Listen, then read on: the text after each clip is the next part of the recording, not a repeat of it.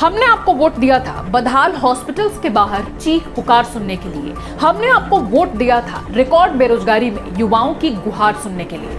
हमने आपको वोट दिया था आपसे सवाल पूछने पर देशद्रोही बताकर कारागार देने के लिए। हमने आपको वोट दिया था आपके कुकर्मों का हिसाब मांगने पर एफआईआर देने के लिए। हमने आपको वोट दिया था मीडिया और चुनाव आयोग जैसी संस्थाओं को कठपुतली बनाकर खिलवाड़ करने के लिए। और हमने आपको वोट दिया था आपके लच्छेदार भाषणों और जुमलों की बौछार सुनने के लिए। कोविड क्राइसिस की बात करें तो पहले पीएम केयर्स था और अब हु केयर्स है। पहले जनता आपके एक एक शब्द को मानकर ताली और थाली बजा रही थी और अब वही जनता गाली बक रही है। चुनावों के नारे और जुमलेबाजी की जगह अब अस्पतालों और शमशान घाटों के बाहर चीख पुकार सुनाई दे रही है। तब हमसे दिए जलवाए जा रहे थे और अब लाशें जलवाई जा रही हैं।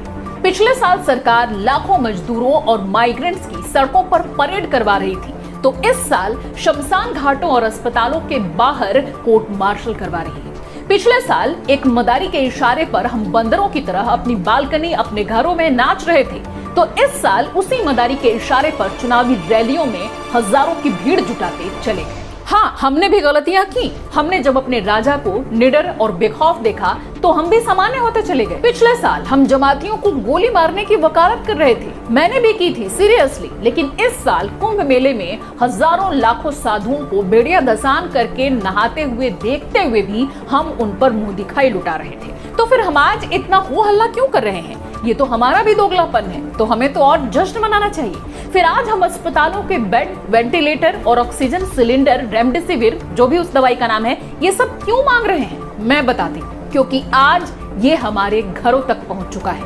ये आज हमारे अपनों को निगलने लगा है, वो भी बहुत तेजी से सूरसा की तरह मुंह बाए। तो अब जाकर हमारी नींद खुली है, लेकिन सब कुछ लुटा के संभले भी तो क्या संभले।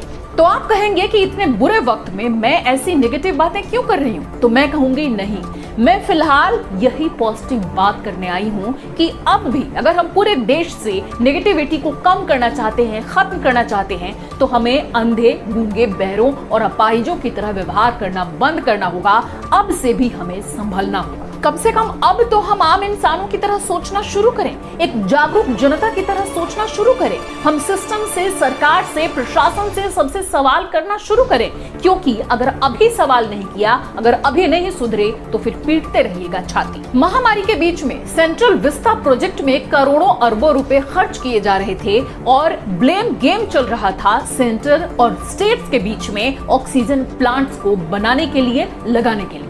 कोविड की नई स्ट्रेन आने के बाद पिछले लगभग 1 महीने से पूरे देश में हाहाकार मचा है। तो कहां गए दानी बाबा जो कि पाकिस्तान और बांग्लादेश को फ्री में वैक्सीन बांट रहे थे? तो अब पूरी दुनिया से आप फ्री में नसीहतें और सलाह ले लीजिए। सुबह से शाम तक हमारे फोन बजते रहते हैं, लोग मदद की गुहार लगाते हैं। वो हमसे एक अदद अस्पताल में बेड मांगते हैं। वो हमसे ये गुजारिश करते हैं कि हम कहीं से भी ब्लैक में भी एक ऑक्सीजन सिलेंडर उन्हें दे पाए।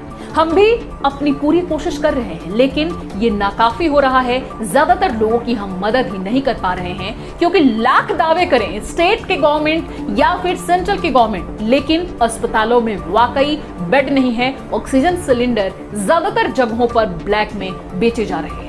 तो पूरी दुनिया में फ्री में वैक्सीन बांटी जा रही थी, लेकिन जब अपने देशवासियों की बारी आई तो एक तो मोटी रकम में ये वैक्सीन लगाई जा रही है, जिस पर कोर्ट्स ने भी सवाल पूछे हैं, तो वहीं दूसरी तरफ वैक्सीन मौजूद नहीं है। ये घोषणा कर दी गई कि 18+ वालों को भी 1 मई के बाद से वैक्सीनेशन किया जाएगा, लेकिन जब उन्होंने रजिस्ट्रेशन की कोशिश की तो ज्यादातर राज्यों ने हाथ खड़े कर दिए। उन्होंने कहा कि सेंटर से उनके पास वैक्सीन आया ही नहीं है।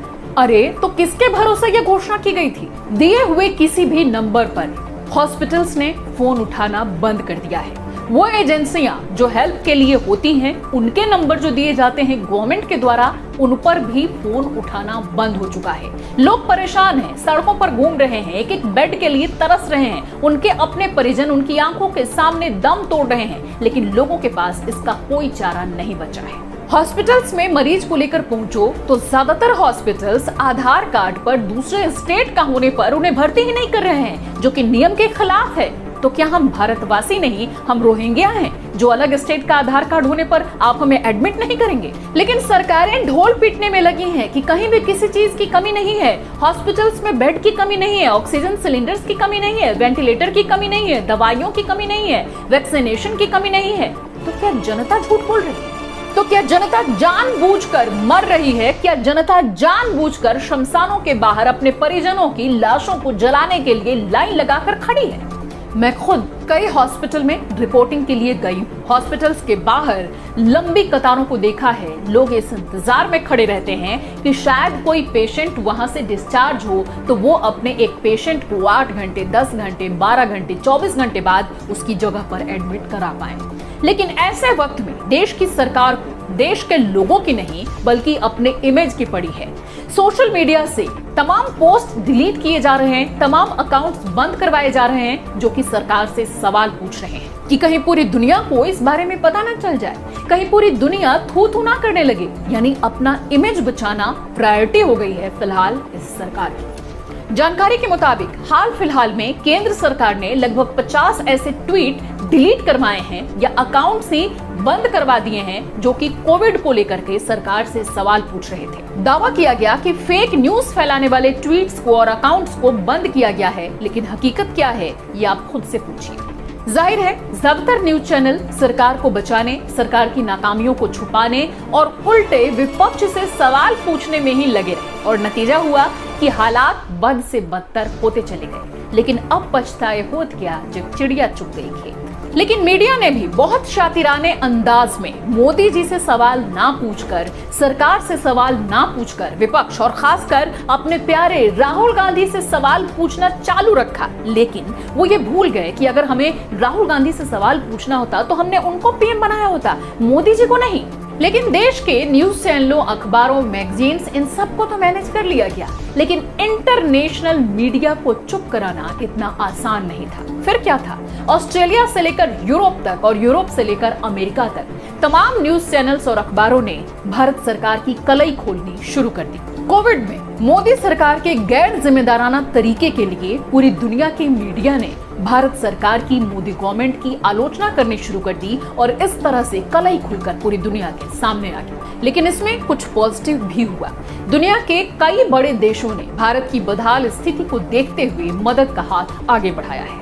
यूके ने 495 के करीब ऑक्सीजन कंसेंट्रेटर्स और 140 वेंटिलेटर इंडिया को दिया है। ये ऑक्सीजन कंसेंट्रेटर्स कई मायनों में ऑक्सीजन सिलेंडर की तुलना में बेहतर हैं और इजी टू ट्रांसपोर्ट है। फ्रांस ने भी 8 oxygen concentrators, liquid oxygen containers और 200 इलेक्ट्रिक सिरिंज पंप भारत को डोनेट किए हैं। जर्मनी ने इंडिया को मोबाइल ऑक्सीजन जनरेशन प्लांट्स दिए हैं जिन्हें एयरलिफ्ट करके भारत लाया जा रहा है। 80 metric ton liquid oxygen Saudi Arabia ने भी भारत को दिया है। क्रायोजेनिक ऑक्सीजन टैंक सिंगापुर ने भारत को दिए हैं। 4 बड़े टैंकों को एयरलिफ्ट करके एयर इंडिया द्वारा भारत लाया गया है। रशिया ने भी कहा है कि वो जल्द ही ऑक्सीजन कंसेंट्रेटर्स और बाकी जरूरी मेडिकल इक्विपमेंट्स भारत भेजेगा। तो बधाई हो, हमें विश्व गुरु बनाने का सपना दिखाया गया था, तो चुनाव खेल के सरकारों ने हमें कोविड क्राइसिस में विश्व गुरु बनाने का काम भी लगभग पूरा कर लिया है। मोदी जी ने कहा था अच्छे दिन आने वाले हैं, तो भला इससे अच्छे दिन क्या हो सकते हैं? और अगर हम इस महामारी से सही सलामत बच गए तो सरकार को वही अच्छे दिन वापस करेंगे, टिट फॉर टैट। क्या कहा? आप सरकार को अब भी डिफेंड कर रहे हैं और कह रहे हैं कि ये एक साजिश है सरकार के खिलाफ। तो घबराइए मत, अगली बारी आपकी है। हाँ, मैं यूपीए गवर्नमेंट के समय भी मीडिया में मौजूद थी और सड़कों पर उतर के हमने उनके भ्रष्टाचार के खिलाफ जमकर आवाज उठाई थी, मीडिया कवरेज किया था, अन्ना आंदोलन का सपोर्ट किया था और आज भी हम वही कर रहे हैं, अपने देश को बचाने की कोशिश। फिलहाल वीडियो में इतना ही, लेकिन चलते चलते आप सब लोगों से हाथ जोड़कर एक गुजारिश है कि प्लीज व्हाट्सएप यूनिवर्सिटी से आ रहे फेक मैसेजेस को आप किसी मरीज पर ट्राई ना करें। अपनी इम्यूनिटी बढ़ाने के लिए आप भले ही तरह तरह की चीजें पी लें, काढ़ा पी लें, कुछ भी कर लें, लेकिन किसी मरीज पर इनको ट्राई ना करें, ये खतरनाक हो सकता है। और साथ ही न्यूज चैनलों से खुद को और अपने परिवार को दूर रखें, तो इससे आपका ऑक्सीजन लेवल ऑटोमेटिकली थोड़ा तो बढ़ जाएगा। तो अपना और अपने अपनों का जितना हो सके ख्याल रखिए, कोविड प्रोटोकॉल्स का पालन कीजिए। हम इस बुरे वक्त से लड़ेंगे, इस महामारी से भी जीतेंगे और इस राजनीति से भी जरूर जीतेंगे। हमारा देश बहुत जल्द रिकवर करे, हम सबकी यही प्रार्थना होनी चाहिए। वीडियो पसंद आया हो तो आप इसे दूसरों के साथ भी शेयर कीजिए, और अगर आप अपने मन की कोई भड़ास निकालना चाहते हैं तो कमेंट सेक्शन आपके लिए खुला है। नमस्कार।